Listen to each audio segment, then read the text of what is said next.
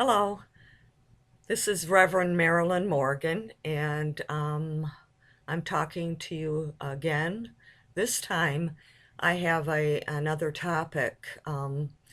As some of you know already, I am a professional spiritual psychic medium, and I use spirit and the Christ consciousness and the holy uh, divinities and trinities and the gods and goddesses and angels, and it goes on, endless help that we have over there to help answer questions for people in need of some different things to happen in their life. Well, answers to questions, but different solutions that they can have in their life. Anyway, the topic today is about the 2012 prophecy. And what that is I did a lecture this weekend, and I've talked about it a little bit before in different places. I believe I blogged about it already, or said I was going to, and I had to get motivated. By that, I ran into other people who had other information. So when you're trying to figure things out and get answers, it's good to get in groups and brainstorm and network about what's going on. Everybody has something to add about this. They've read something about it. They remember something that I hadn't. And after I did the lecture, there was things that I hadn't put in it because I wrote the lecture I was going to do down quite a few months before I did it. And it was at the Holistic Festival that I worked at Birch Run. So, like just about everything that I do, it's impromptu. I am rarely very scripted at all. I channel things right away and get natural things as they come to me and not write something down. So I wanted to let you all know right here and now. It is now June 20, I believe it's the 24th. Well, it might be the 25th. I worked on the 22nd, 23rd, 24th. It's the 25th today on a Monday, and I promised people that I would blog about this and I would get on the cam, and I can't see myself. So when I look down, we have a tendency, I got to look in the camera and I can't see me. And so you can't look at yourself when you're doing something. So you have to look in the camera because I'm really looking at you, not worried how I look or what I look like at this point. I'm sure I'm respectable. Made an effort. But I'm going to review what I did with them and do the additions on that. Number one, the 2012 prophecies came up ages ago in the 60s, 70s as a hot topic, and it built up momentum and built momentum. As you can't see my hands, I'm doing this. So maybe I should put this down a little bit because I talk with my hands, and you can see, a little bit more of me and what I'm saying. So not to cut the top of my head off.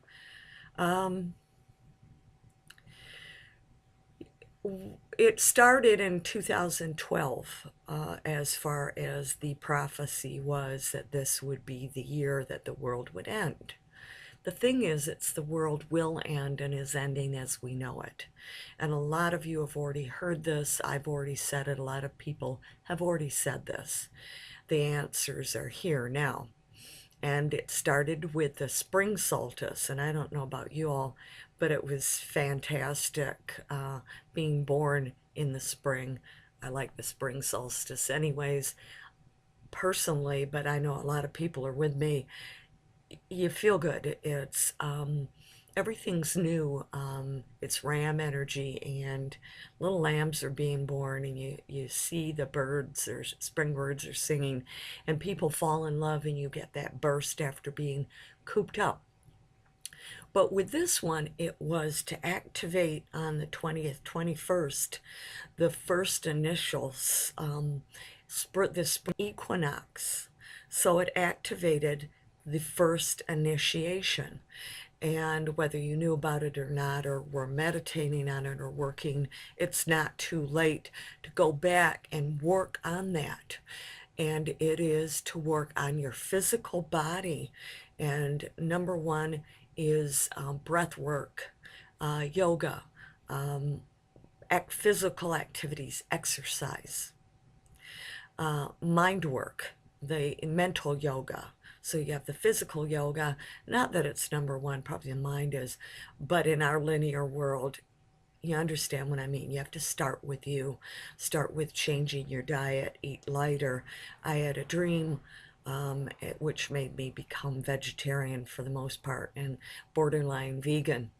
I had in the dream, I had this pet rabbit, and it was wonderful. And all of a sudden, I turned around, and all that was left of this rabbit in my dream was that it was skin and bones, or just skin. It was skinned. I'd eaten it along with my friends. In my dream, I realized I cooked and ate it, and it was my pet. So rabbit is the totem that comes out in the spring that helps us eat more veggies and eat lighter by nature to lighten up our appetite and cleanse it. It's a good time to do the herbal colon cleanses, the herbal body cleanses to detox. And there's quite a few good brands out there. So that is to write down your initial, you're going to start exercising more. It's usually the time to, and dieting and limiting what you take. Go outside, get up, fresh air and sunshine. Breathe in through the nose. Hatha yoga, deep breathing. Hold on to it as long as you can. Push out your lower organs, and you do this at least 3 times, and then the third breath, breathe in, push out your lower organs, filling them with air, and almost forgot. Let me do that better. The breath of the lion. I forgot what I was doing. Too many things at once. Even I can get confused, though I'm good at it. But so these are good things with that yoga meditation and breath work and physical yogas and aerobics and physical exercises. It's a good start. It's good to still start now. It's never too late to start doing that. Do it now. Any day's a good day to start. The second equinox is actually a solstice that we just had. And to backtrack a little bit, I'm going to pick badger also as a totem. I get that quite often when people are going into a 1 year, which is really nice, and it's starting over after the 9 year of all the endings. So it's really good. It's good energy. And read up on that. There's a lot I've put out there on the internet and on different websites, and on mine, RevMarilynMorgan.com. And you can contact me at contact@RevMarilynMorgan.com if you have any comments or answers or questions, or leave a comment on this blog. And so badger is a real good totem. The badger, as some of you know, is tenacious. It's so small, but so volatile. It will take on a mountain lion and sometimes win, because it's not size, it's not the lack of fear, but the courage despite it.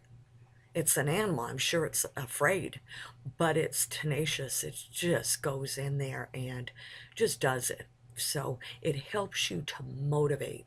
So use that to help you motivate, and the rabbit to help you cleanse and do a more vegetarian herbal thing going on there. If not, cut out red meat altogether, or meat period, and seafood, but at least the red meat, the pork.